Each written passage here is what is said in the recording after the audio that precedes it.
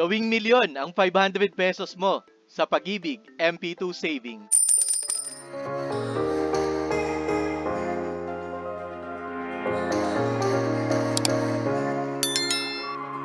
Ito ang dividend rate na na-declare ng Pag-ibig sa nakaraang 5 taon. Noong 2018, nakapag-declare sila ng 7.41%. Noong 2020 naman, pandemic, nakapag-declare sila ng 6.12%. At tumataas ito noong 2022, kung saan nakapag-declare sila ng 7.03%. Gamitin natin ang data na ito para makabuo tayo ng average rate sa nakaraang 5 taon. I-add natin sila at i-divide natin sa loob ng 5 taon. Makakabuo tayo ng 6.76%. Ito ang gamitin natin na dividend rate sa ating sample computation. Ito ay sample lamang, hindi ito ang guarantee na matatanggap natin taon-taon kasi paiba ng paiba ang dividend rate ng Pag-ibig. Kung mas mataas sa 6.76%, mas pabor sa atin. Siyempre, mas malaki ang makukuha natin ng income. Pero kung mas mababa sa 6.76%, medyo mababa ang makukuha natin na dividend rate noong taon na iyon. Lagay na natin dito ang 6.76% na dividend rate na na-compute natin kanina. Ito ang gagamitin natin na dividend rate sa kabuuan ng ating computation. Ito ay sample dividend rate lamang kasi sa katotohanan, paiba-iba naman talaga ang dividend rate na idinedeclare ng Pag-ibig. Minsan mas mataas sa 6.76%, minsan naman mas mababa sa 6.76%. Gawin na natin ang paghuhulog natin ng 500 pesos kada buwan. Simulan natin ngayong September 2023. Maghuhulog tayo hanggang December 2023. Tuloy-tuloy tayo maghuhulog hanggang sa mga susunod na taon. Kung mapapansin nyo, ngayong December 2023, makakabuo agad tayo ng 2,000.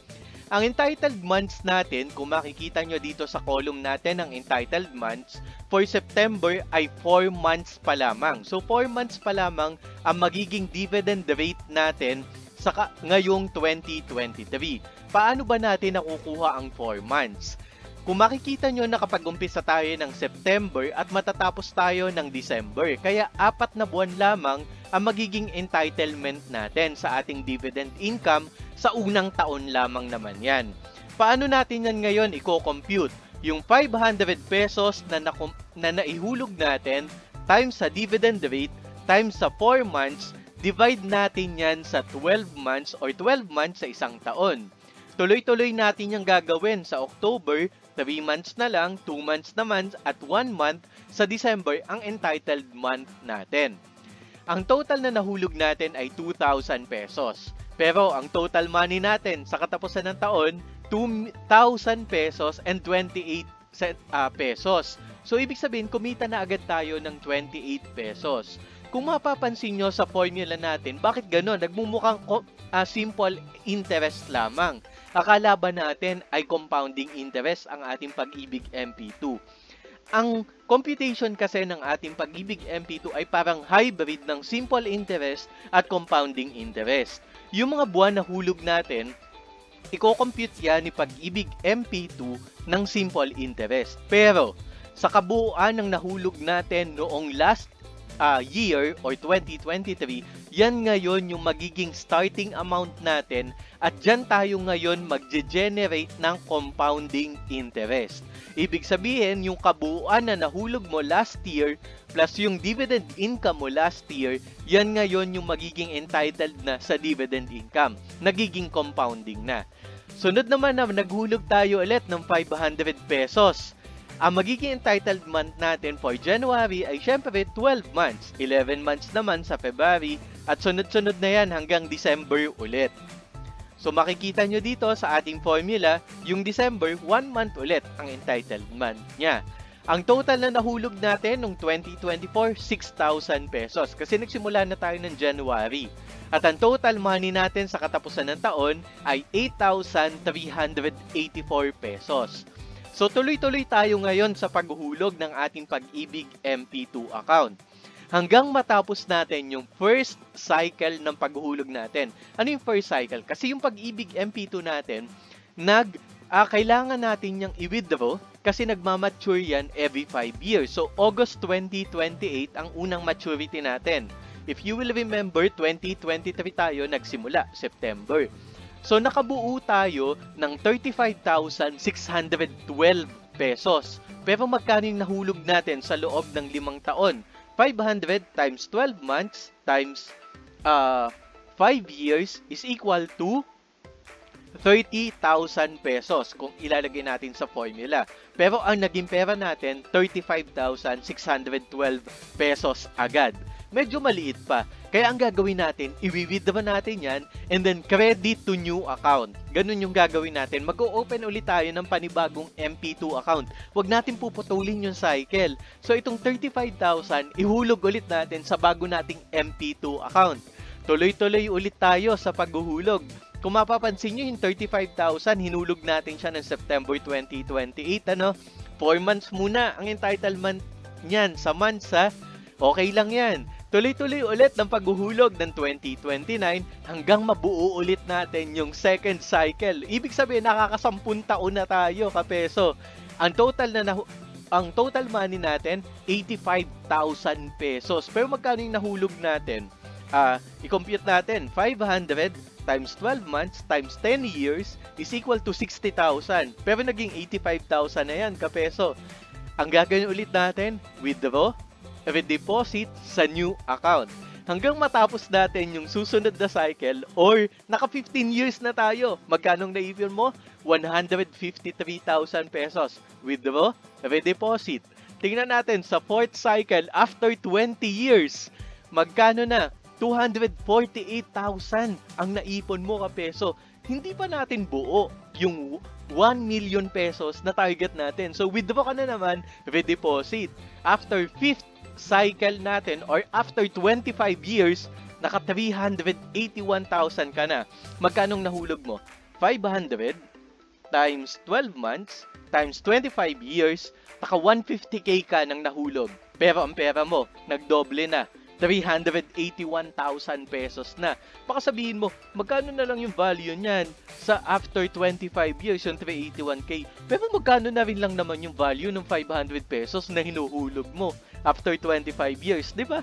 Maliit yung value ng hinuhulog mo, kaya papaliit din syempre yung value ng nahuhulog natin or total money natin, pero nagdodoble. Ngayon, withdraw ulit tayo, deposit. After 6 cycle, after 30 years, nakakakalahating milyon na tayo, kapeso. Okay lang yan. Withdraw, deposit. After 7th cycle, 35 years, naka 819,000 pesos ka na, kapeso. Hindi pa rin natin nabubuo yung 1 million na target natin. Subukan natin, after 40 years o yung 8th cycle natin, nabuo na natin sa wakas yung 1 million pesos na target natin. Pero kung tutuusin, kapeso, tingnan nyo dito, 2061 or 2061 less 2023 nagsimula tayo. After 38 years, nabuo na talaga natin yung 1 million pesos. Pero kasi, sa pag-ibig, every 5 years kasi ang maturity period. Kaya, hindi natin siya pwedeng i-withdraw. Although may circumstances na pwede mo naman talagang i-withdraw in terms of emergency cases. Or minsan, may penalty kapag mag-withdraw tayo before the maturity date. So, kung gusto mong hintayin, okay lang. May 1.1 million pesos ka na. Magkano yung total na naging contribution mo sa 40 years ng paghuhulog mo ng 500 pesos? 240,000 pesos. Pero kapeso, tingnan mo yung naging dividend income mo. Yung 240k mo, naging 933,511 ang kinita. So, ang total na makukuha mo, 240 yung contribution mo, plus 933k, ang total mo makukuha ngayon, 1,173,000 pesos. Medyo iisipin natin, magkano na lang yan after 40 years. Pero, meron ka pa rin 1 million pesos. Makakatulong pa rin yan sa'yo. O hindi mo man sinasadya, ka peso. What if halimbawa, by after 10 years ng paghuhulog natin, biglang may pangangailangan ka, may emergency, may 85,000 pesos ka na agad na mahuhugot. Sabi halimbawa, kailangan mo ng 50,000, edi i-withdraw mo yung 50,000 sa'yo, 35,000 ihulog mo ulit sa Pag-ibig, tuloy-tuloy ulit ng 500 pesos, kikita at kikita ka pa din. Hindi mo man mabubuo yung 1 million pesos na target, kumikita at kumikita ka pa rin sa Pag-ibig MP2 mo.